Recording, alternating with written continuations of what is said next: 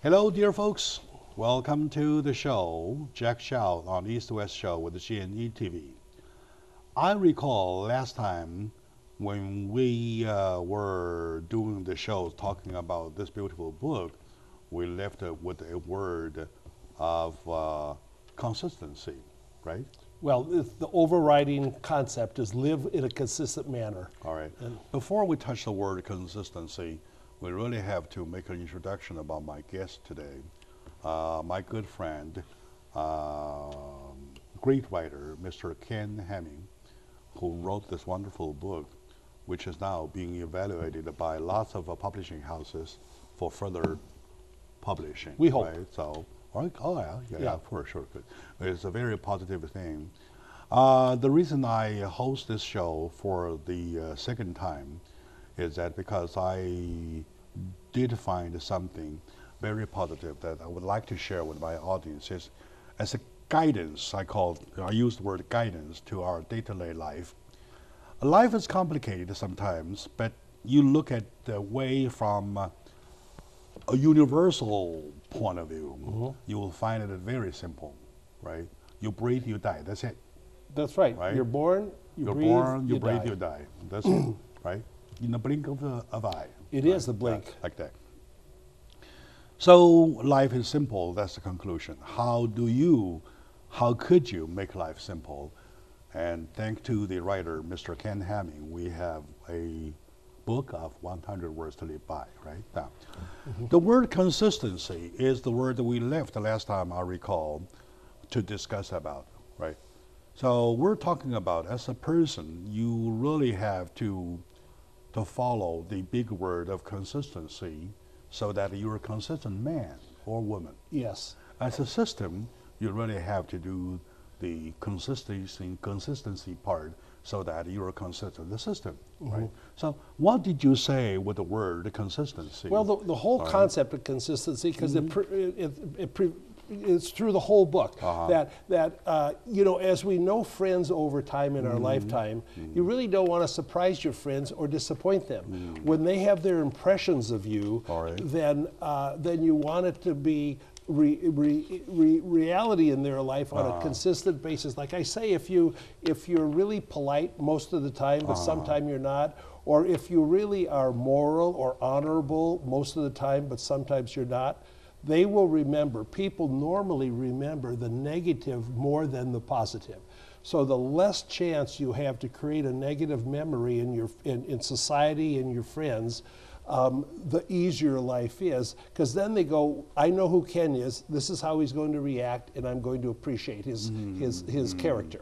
And you keep up your consistency. I obsessively. Yeah. It doesn't mean I can't fail at a moment in time, but pretty much I'm obsessed with being a consistent person.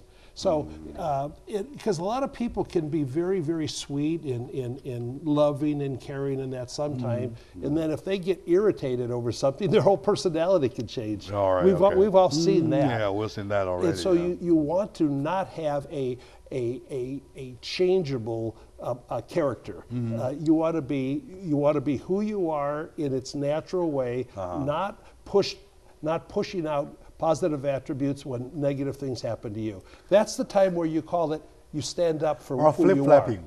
Right, yeah, right, yeah, flip-flopping, right, that's right. Flip-flopping, you want to you just want to, people that would say, okay, this is going to happen to Ken, I already know how he's going to react. That's what you want people to think.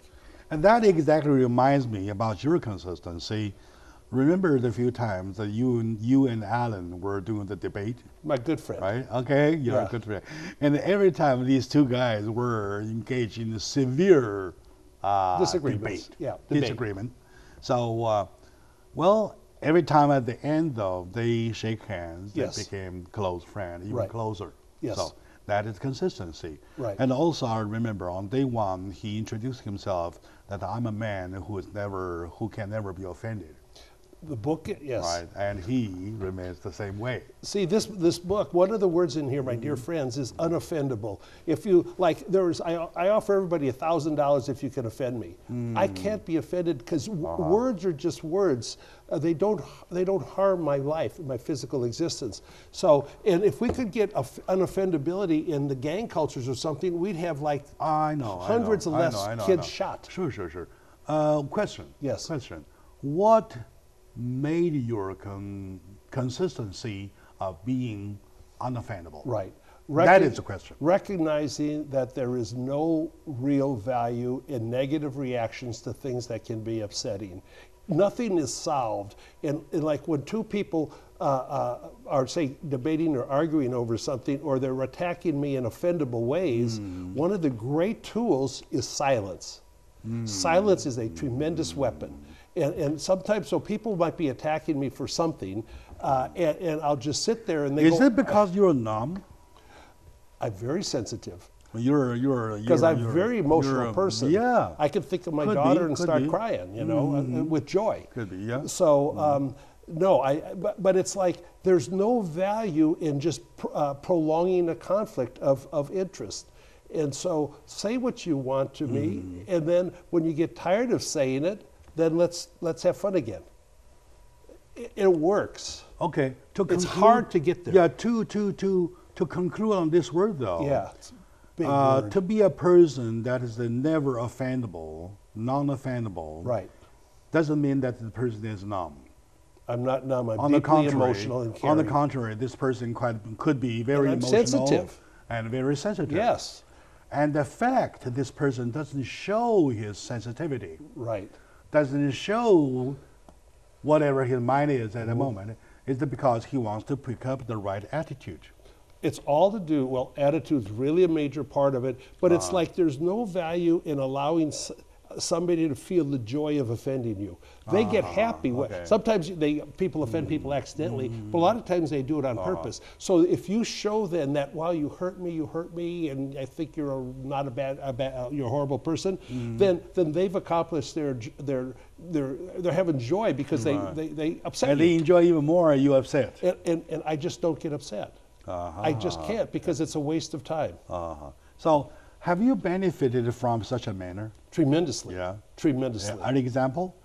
Oh, well, actually, like sometimes even when we do other discussions with other wonderful guests or something, they'll say things that I could find, you know, if I was sensitive, I'd be offended. But I just pass on that and keep my own mind in going in the way I want it to, presenting myself in the way I want to. And because nobody can, you lose when you get offended. You lose the communication when you get offended. So now, I've been all the time. Now, the word non-offendable or unoffendable. Non-offendable. Right.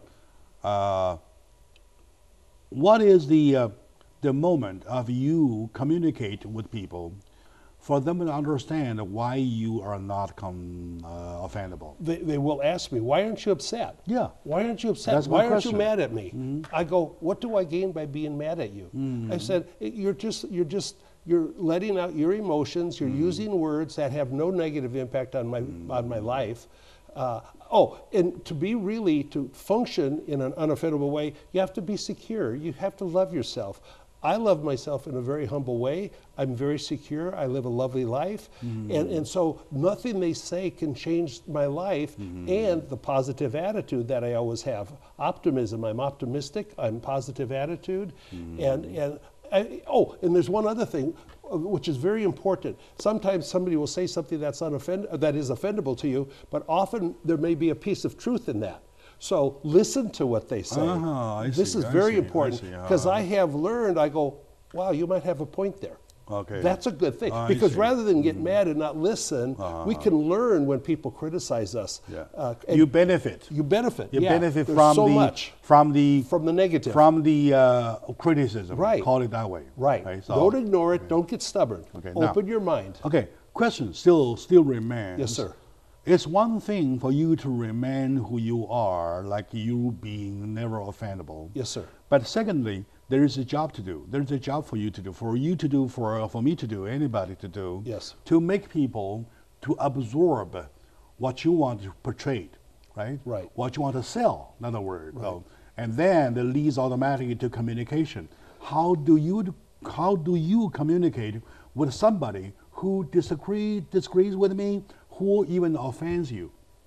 Well, you always just take a moment to think before you talk. Mm-hmm. That's very important. In other words, do not react to something. That doesn't necessarily mean offending, but to something that maybe you really disagree with, and you don't open your mind. So you take a time to think, and then you go back to what I would call common sense and reason. Because there's not, when people sort of disagree on things, it's not normally technical. It's normally emotional, and so I try not to ever react. I like to think and then act, because reacting, you lose your power again. You lose control of the conversation if you don't think for 1 nanosecond before you respond. And because a lot of people will just automatically snap back at you, Explode. Yeah.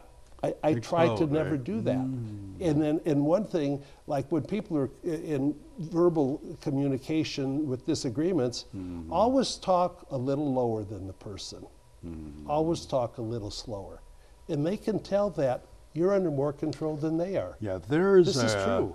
There's a proverb in English, still water runs deep. Yes, sir. Right. That's right. In other words, we choose to be still water. Right. Right? I mean, the deep water. Stay out of the so turbulence. that we run deep. Right. Right? So that is a very good attitude. Call it a philosophy. Put It's it a that way, philosophy. though. It is. It's a very philosophical, because I find by going into this conversation, I find in the Chinese basic philosophy and the American philosophy that you wrote in this book, though, Yes. there is lots of consistency to talk about. There are lots of coincidence to talk about. Right. Without having discussed before, right? Okay. With my good friend Ken Hamming today, a wonderful writer of this book, 100 Words Lived by Life is Simple, we're checking word by word with those words that after my second time reading this book, I found necessary to share with my audiences. So let's take a very short moment out. When we come back, we'll continue finding the words in this beautiful book, please.